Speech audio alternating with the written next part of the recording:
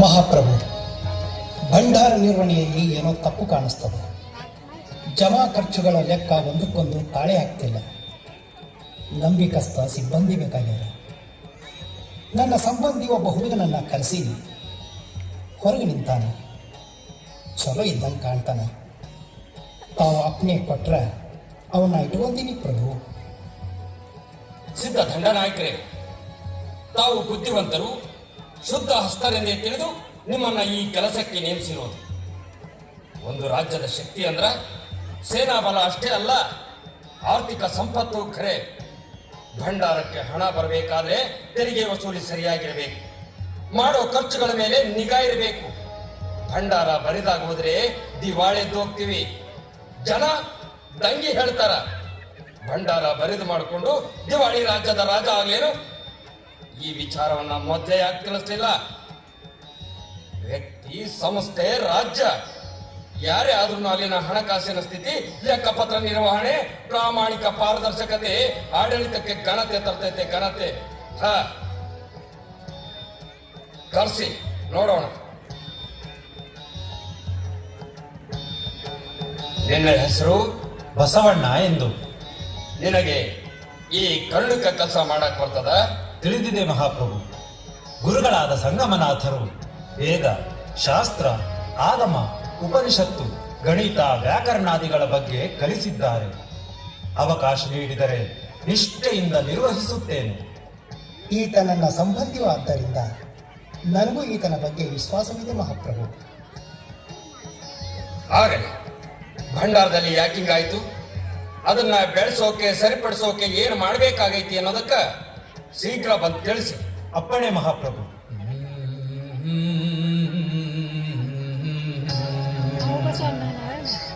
ಬಸವಣ್ಣ, ನಾನು ನಿಷ್ಠೆಯಿಂದ ಲೆಕ್ಕಪತ್ರ ನೋಡ್ತಾ ಇದ್ರು ಏನೋ ವಂಚನೆ ನಡೀತಾ ಐತಿ ಅಂತ ಅನಿಸ್ತದೆ. ವ್ಯಕ್ತಿ, ಸಂಸ್ಥೆ, ರಾಜ್ಯ ಯಾರೇ ಆದ್ರೂ ಅಲ್ಲಿನ ಹಣಕಾಸಿನ ಸ್ಥಿತಿ, ಲೆಕ್ಕಪತ್ರ ನಿರ್ವಹಣೆ, ಪ್ರಾಮಾಣಿಕತೆ ಮತ್ತು ಪಾರದರ್ಶಕತೆ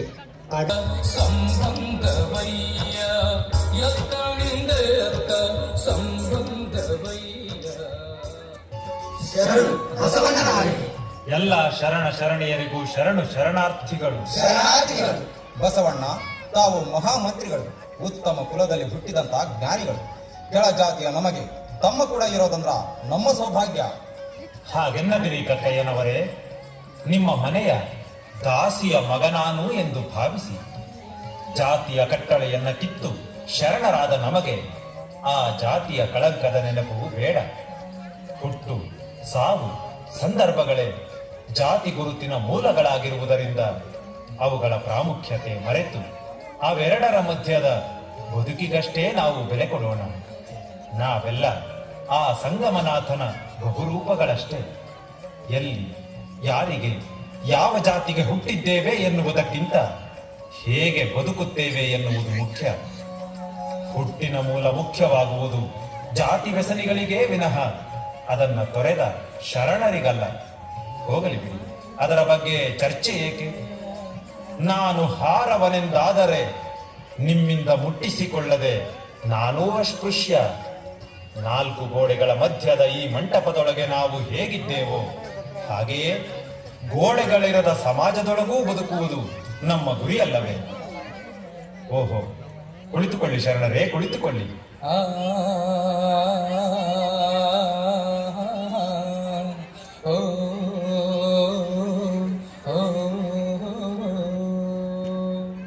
ಹೌದಮ್ಮ, ಈ ಭೂಮಿನ ಒಂದು ಅನುಭವ ಮಂಟಪ. ಸಕಲ ಜೀವಿರಾಶಿಗಳಿಗೆಲ್ಲ ಈ ಭೂಮಿನ ಸ್ವರ್ಗ.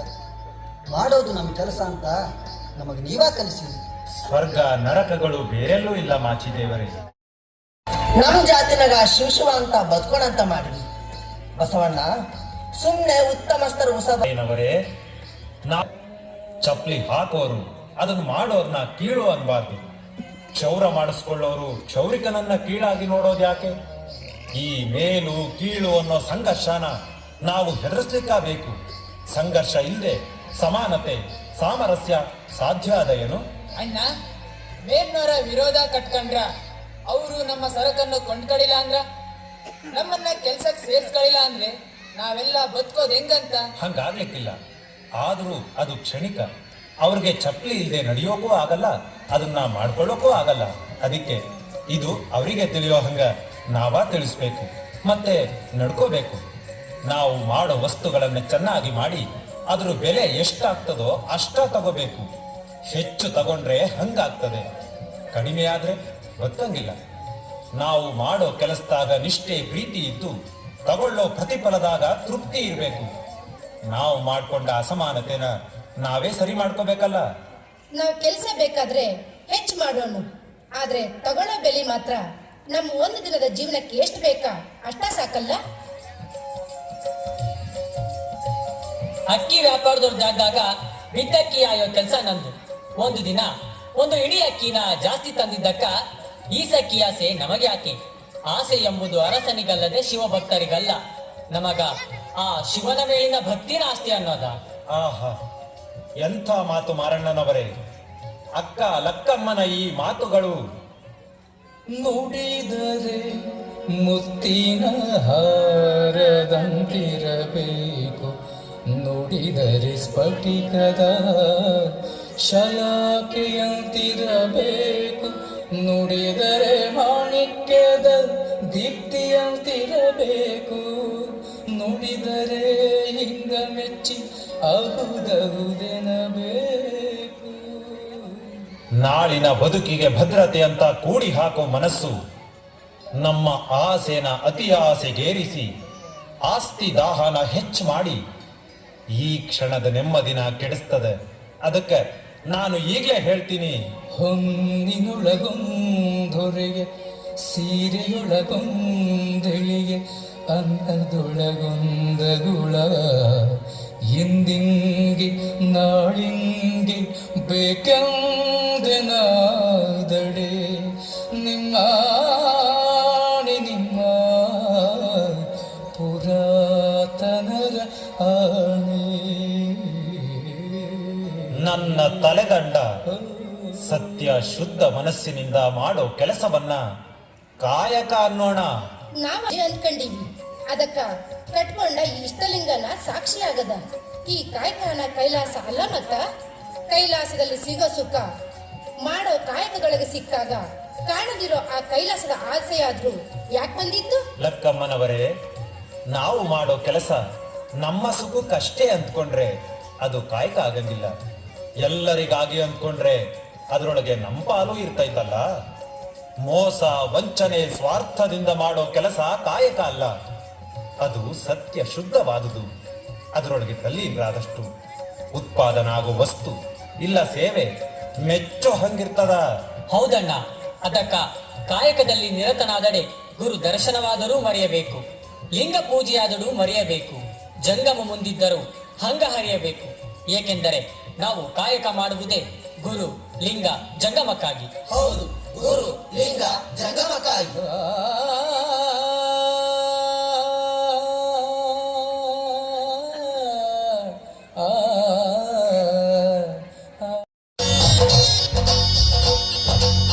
ಕಾಸಿ ಕಮ್ಮರನಾದ ಬೀಸಿ ಮಡಿವಾಳನಾದ,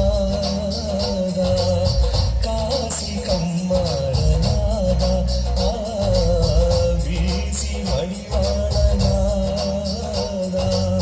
ಹಾಸನಕ್ಕೆ ಸಾರಿಗನಾದ, ಹಾಸನಕ್ಕೆ ಸಾರಿಗನಾದ, ವೇದವನೋದಿ ನಾರವನಾದ, ವೇದವನೋದಿ ನಾರವನಾದ, ಕಾಸಿ ಕಮ್ಮಾರನಾದ ಬೀಸಿ ಮಡಿವಾಳನಾದ, ಕಾಸಿ ಕಮ್ಮಾರ, ಕಾಸಿ ಕಮ್ಮಾರ, ಕಾಸಿ ಕಮ್ಮಾರನಾದ. ಊಟ ಬಟ್ಟೆಗಷ್ಟು ಇಟ್ಕೊಂಡು ಮಿಕ್ಕಿದ್ದನ್ನು ತಂದು ಭಂಡಾರಕ್ಕೆ ಹಾಕ್ತಾರ. ಅವ್ರಿಗೆ ಯಾವ ಅಧಿಕಾರದ ಆಸೆನೂ ಇಲ್ಲ ರೀ. ಆದ್ರೆ ಇಲ್ಲಿ ಎಲ್ರಿಗೂ ಅಧಿಕಾರದೊಳಗಿನ ಸೌಲಭ್ಯ ಕಾಣ್ತಾವ ಹೊರತು ಅದರ ಹಿಂದಿನ ಶ್ರಮ ಕಾಣಂಗಿಲ್ಲ. ಅದು ಅವ್ರಿಗೆ ಬೇಕಾಗಿಯೂ ಇಲ್ಲ. ಇವನಿಗೆ ಕ್ಷತ್ರಿಯನಾಗೋ ಗುಣಗಳಿಲ್ಲ ರೀ, ಗುಣಗಳಿಲ್ಲ. ಮಹಾಪ್ರಭು, ಸ್ವಾಮಿದೇವ ಚಿಕ್ಕ ಪ್ರಭುಗಳು ಈಗೀಗ ಪೂರಾ ಪ್ರಬುದ್ಧರಾಗಕತ್ತಾರ್ರಿ. ಬಸವಣ್ಣದನಲ್ರಿ ಅರಮನೆಯಾಗ ಭಂಡಾರದಾಗ ಅವ್ರಿಗೆ ಕಲಿಯಾಕ ಬೆಳೆಯಾಕ ಅವಕಾಶ ಮಾಡಂಗಿಲ್ರಿ. ಅವ್ರನ್ನ ಯುವರಾಜರನ್ನ ಮಾಡ್ರಿ, ಅವರ ಸರಿ ಹೋಗ್ತಾರ. ಪಂಡಿತ್ರೆ, ಮಹಾಪ್ರಭು, ಅಧಿಕಾರ ಪದವಿ ಅನ್ನೋದು ದಾನ ಮಾಡಿದಂಗೆ ಕೊಡೋದಲ್ಲ, ಭಿಕ್ಷೆ ಹಂಗೆ ಪಡೆಯೋದು ಅಲ್ಲ. ಬೆವರು ಸುರಿಸಿ ಗಳಿಸ್ಬೇಕ್ರಿ. ನೋಡ್ರಿ ಅವನ್ನ ಹೆದ್ರಿ ಹೆಂಗ ಬೆವರ ಕತ್ತನ ಹೊರತು ದುಡ್ದು ಬೆವರಂಗಿಲ್ಲ. ಇವ ಹಿಂಗಾಗ್ಲಿಕ್ಕ ಈಗಿನ ಕಾರಣ, ಈಗ ಹಿಂಗಾಗ್ಲಿಕ್ಕ ಮಂಚಣ್ಣವ್ರೆ ಕಾರಣ ನಾನ. ಪ್ರಭು, ನಾರಾಯಣಿಯವ್ರ ಮೇಲಿನ ಪ್ರೇಮ ತಮ್ದು ದ್ವಾಡದೆ ಐತಿ ಬಿಡ್ರಿ. ನಾವ್ ಬೇಕಿದ್ರೆ ಈ ಅರಮನೆ ತುಂಬಾ ರಾಣಿಯರ್ನ ಇಟ್ಕೋಬಹುದಿತ್ತು. ಪ್ರಭು, ಆ ಬಸವಣ್ಣ ನೋಡ್ರಿ, ಇಬ್ಬರು ಲಗ್ನ ಆಗ್ಯಾನ. ಇನ್ನ ಹೆಣ್ಣು ಗಂಡು ಚಂದ ಇದ್ರೆ ಯಾವ ಜಾತಿನಾರ ಆಗ್ಲಿ ಲಗ್ನ ಆಗ್ರಿ ಅಂದನ. ಇದನ್ನ ಹಿಂಗ ಬಿಟ್ರೆ ನಮ್ಮ ಕಾಲ್ ಕೆಳಗಿರೋರು ನಮ್ಮ ಹೆಣ್ಮಕ್ಳ ಮೇಲೆ ಕೈ ಹಾಕೋ ಕಾಲ ದೂರಿಲ್ರಿ. ಮಹಾಪ್ರಭು ಇದನ್ನ ಗಮನಿಸಿದ್ದಾರೆ ಅಂದ್ಕೊಂಡಿದ್ದೇನೆ. ಅಪ್ಪಾಜಿ, ನಾನ್ ಏನ್ ಮಾಡೀನಂತ ಎಲ್ರ ಮುಂದೆ ನಾನು ಅಂಗಿಸ್ತೀನಿ. ಹೋಗ್ಲಿ, ಯಾವತ್ತಾದ್ರೂ ಒಂದಿನ ಮಗ ಅಂತ ಪ್ರೀತಿಯಿಂದ ನೋಡಿದ್ರ ನೀವು? ಇಲ್ಲ ಇಲ್ಲ, ಆ ಬಸವಣ್ಣಗ ಆ ಶರಣರಿಗಿರೋ ಮರ್ಯಾದೆ ನನ್ಗಿಲ್ಲ. ಅವಕಾಶ ಇಲ್ಲಂದ್ರ ಒಂದು ಹುಲ್ಲು ಕಟ್ಟಿನ ಬೆಳೆಯಲ್ಲ. ನನ್ನನ್ನು ಆಟದ ಸಾಮಾನು ಅಂದ್ಕೊಂಡಿರ? ಏ ಮಗನೇ, ಅದು ನೀನು ನನ್ನ ಹೆದ್ರು ಮಾತಾಡ್ತಿ ಒತ್ತ ಅಂದ್ರ? ಹೋಗ್ಲಿ ಬಿಡ್ರಿ, ಆ ಕೂಸಾದ್ರೂ ಏನ್ ಮಾಡಿತ್ತು? ಬಗಲಾಗಿಟ್ಕೊಂಡು ನೀವ ಬುದ್ಧಿ ಹೇಳ್ಬಾರ್ದ? ಇನ್ನು ಕಾಲ ಮುಗಿದಿಲ್ಲ. ಮಾಡೋಣ, ಎಲ್ಲ ಸರಿ ಮಾಡ್ತೀನಿ. ರಂಬಾ, ನೀನು ಸಮಾಧಾನ ಮಾಡ್ಕೋ. ಏಯ್, ನಡಿಲ ಒಳಗ. ಮಂಚಣ್ಣವ್ರೇ, ಪ್ರಭು, ಬಸವಣ್ಣಗ ಬರ ಕೇಳಿ ಒಂದಷ್ಟು ವಿಚಾರ ಮಾತಾಡೋದಿತ್ತು. ಬಂದ್ರು ಅಂತ ಕಾಣ್ತದ. ನಿಮ್ಮ ಸಂಶಯಗಳನ್ನ ಅವ್ರ ಮುಖಾನ ತಿಳಿಸ್ಬಿಡೋಣ. ಮಹಾಪ್ರಭು, ನಾವಿರೋದು ಅಷ್ಟು ಸೂಕ್ತ ಇರಲಾದ್ರೆ ಅನುಮತಿ ಕೊಟ್ಟ ನಾವಿನ್ನ ಹೊರಡ್ತೀವಿ. ಪಂಡಿತ್ರೆ, ಮಹಾಪ್ರಭು, ಮಂಚಣ್ಣವ್ರೆ, ಪ್ರಭು, ನಾವಿರ್ಲಿಕ್ಕಾಗಬೇಕು. ಸಂಶಯಗಳನ್ನ ಮುಖಾನ ನಿವಾರಿಸ್ಕೋಬೇಕು. ಇಲ್ಲ ಅಂದ್ರೆ ಸುಮ್ನೆ ಮನಸ್ಸುಗಳು ಕೆಡ್ತಾವ. ಮನಸ್ಸು ಕೆಟ್ರ ಬೆಳವಣಿಗೆ ಕೆಡ್ತದ. ನೀವಿಲ್ಲಿ ಇರ್ಲಿಕ್ಕಾಗಬೇಕು. ಸರಿ, ಇಲ್ಲಿ ಬೇಡ, ನನ್ನ ಖಾಸಗಿ ಕೋಣೆಗೆ ಹೋಗೋಣ ನಡ್ರಿ. ಬರ್ರಿ.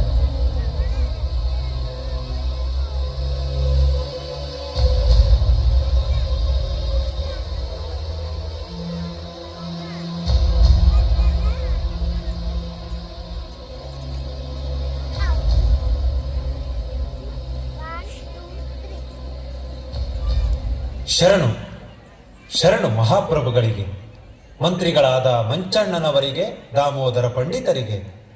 ಬನ್ನಿ ಮಹಾಮಂತ್ರಿಗಳೇ, ಕುಳಿತುಕೊಳ್ಳಿ. ಮಹಾಪ್ರಭುಗಳು ಆಜ್ಞಾಪಿಸಬೇಕು. ಏನಿಲ್ಲ, ಇತ್ತಿತ್ತಲಾಗಿ ಕಲ್ಯಾಣ ತುಂಬಾ ಶರಣರದೇ ಕಾರ್ಬಾರು. ಪರಂಪರಾಗತ ಸಾಮಾಜಿಕ ವ್ಯವಸ್ಥೆಯನ್ನ ಕೆಡಿಸ್ಯಾರ. ಕೆಳಜಾತಿಯವರೆಲ್ಲ ಅಗ್ರಹಾರದೊಳಗೆ ಅಡ್ಡಾಡ್ಲಿಕ್ಕತ್ಯಾರ. ದೇವರು ದೈವ ಅನ್ನೋ ಅಂಜಿಕೆನೇ ಇಲ್ದಂಗೆ ಮಾಡಿ ಮಂದಿ ಗುಡಿ ಕಡೆ ಬರ್ದಂಗೆ ಮಾಡ್ಯಾರ ಅಂತೇಳಿ ಸುದ್ದಿ ಬಂದಿತ್ತು. ಇದಕ್ಕೆಲ್ಲ ನಿಮ್ಮ ಕಾರ್ಯಾಚರಣೆನೇ ಕಾರಣ ಅಂತ ತಿಳಿದು ಬಂತು. ಹಾಗೆ ಇವರಿಬ್ಬರ ಆಲೋಚನೆಯೂ ಅದೇ ಇತ್ತು.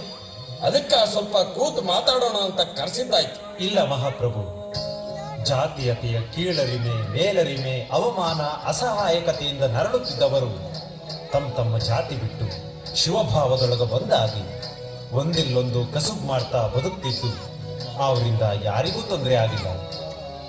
ಜನರ ಅಜ್ಞಾನ ನಂಬಿಕೆಗಳನ್ನ ಆಸ್ತಿ ಮಾಡಿಕೊಂಡು ಅವರ ಶ್ರಮದ ಮೇಲೆ ಸುಖವಾಗಿದ್ದವರಿಗೆ ಅನಾನುಕೂಲ ಆಗಿದ್ರೆ ಅದಕ್ಕೆ ಶರಣರು ಕಾರಣ ಅಲ್ಲ. ಅವರನ್ನೂ ಮನುಷ್ಯರ ಅಂತ ಕಂಡಿದ್ರೆ ಹುಟ್ಟಿದ ಜಾತಿ ಬಿಟ್ಟು ಅವರಾದ್ರೂ ಯಾಕೆ ಬರ್ತಿದ್ರು ಮಹಾಪ್ರಭು? ಶರಣರು ಜಾತಿ ಬಿಟ್ರು, ಜಾತಿ ಅವರನ್ನ ಬಿಡಬೇಕಲ್ಲ ಬಸವಣ್ಣ. ನೀ ಹೇಳೋ ಬದಲಾವಣೆ ಶತಮಾನಗಳು ಕಳೆದರೂ ಆಗಂಗಿಲ್ಲ. ಸುಮ್ಮನೆ ಯಾಕಾದ್ರೂ ಉಸಾಬರಿ? ಇದರಿಂದ ರಾಜ್ಯದಾಗ ವ್ಯವಸ್ಥಾ ಕೆಟ್ಟು ಗದ್ದೆದ್ದು ನಮಗ ತೊಂದರೆ ಆದಾತು ಅಂತ. ಆದ್ದ ಏನ್ ಮಹಾಪ್ರಭು, ಇವರು ನಮ್ಮ ವೇದ ಶಾಸ್ತ್ರ ಆಗಮಗಳನ್ನು ಬಾಯಿಗೆ ಬಂದಂಗ ಬರೆಯೋದು ನೋಡಿ ಜನ ದಂಗಳ ಕತ್ರ ಮಹಾಪ್ರಭುಗಳೇ. ಪ್ರಭು, ಯಾರು ಯಾಕೆ ಕೆಲಸ ಮಾಡೋದು ಅಂತ ಆ ನಿಸರ್ಗನೆ ನಿರ್ಧಾರ ಮಾಡಿ ಕಳಿಸಿರ್ಬೇಕಾದ್ರೆ ಅದನ್ನ ತಪ್ಸೋದಂದ್ರೆ ಏನಾದಿತ್ತು ಮಹಾಪ್ರಭು? ಕಟ್ಟಿ ಅವ್ರನ್ನ ದೇವ್ರ ಮಾಡ್ತಂದ್ರೆ ಆ ದೇವರಿಗೂ ನಂಬಿರೋ ಜನಕ್ಕೂ ಅವಮಾನ ಮಾಡ್ದಂಗೈತೆ ಮಹಾಪ್ರಭು. ಗುಡಿ ಧರ್ಮ ಶ್ರೇಷ್ಠತೆಯ ಹೆಸರಾಗ ಯಾವ ಜನನ ದೂರ ಮಾಡಿದ್ರಲ್ಲ, ಅದೇ ಜನ ಅವುಗಳನ್ನ ಬಿಟ್ಟು ಬದುಕ್ತೀವಂದ್ರೆ ಇವ್ರಿಗಾದ್ರೂ ತೊಂದರೆ ಏನಂತ ತಿಳಿವಲ್ದು ಮಹಾಪ್ರಭು. ಬಹಳಷ್ಟು ಜನಕ್ಕೆ ಒಳ್ಳೇದಾಗೋ ಬದಲಾವಣೆನ ಸಹಿಸೋದಂದ್ರೆ ಒಳ್ಳೇದನ್ನ ಮಾಡ್ದಂಗ ಹೌದೈತಿ. ಬಸವಣ್ಣ, ನೀ ಏನೇ ಒಳ್ಳೆ ಕೆಲಸ ಮಾಡಿದ್ರು ಅದನ್ನ ಜನರ ವಿರೋಧ ಕಟ್ಕೊಳ್ತಾ ಮಾಡೋದು ಸೌಖ್ಯನ ಅಲ್ಲ. ನೀ ಹೋಗೋ ವೇಗಕ್ಕೆ ಅವ್ರು ಬರ್ಬೇಕಲ್ಲ. ಅವರು ಬದಲಾಗೋ ಕಾಲ ಕೂಡೋವರೆಗೂ ತಾವು ಸುಮ್ಮನಿದ್ರೆ ಪಾಡೈತಿ. ಕಾಲ ಕೂಡ್ ಬರ್ಲಿ ಅಂತ ಕೂತ್ರೆ ನಮ್ ಕಾಲನೇ ಮುಗೀತದ ಅಷ್ಟೇ ಮಹಾಪ್ರಭು. ಒಳ್ಳೆಯದನ್ನ ಯಾವಾಗ ಅಂದ್ರೆ ಅವಾಗ ನಾ ಮಾಡೋದು ಸರಿ ಅಂದ್ಕೊಂಡಿದ್ದು. ಜನಗಳ ನೆಮ್ಮದಿನ ಪ್ರಭುಗಳ ಶ್ರೇಯಸ್ಸು ರಾಜ್ಯ. ನಮ್ಮ ವಿಡಿಯೋ ನೋಡಿದ್ದಕ್ಕಾಗಿ ಧನ್ಯವಾದಗಳು.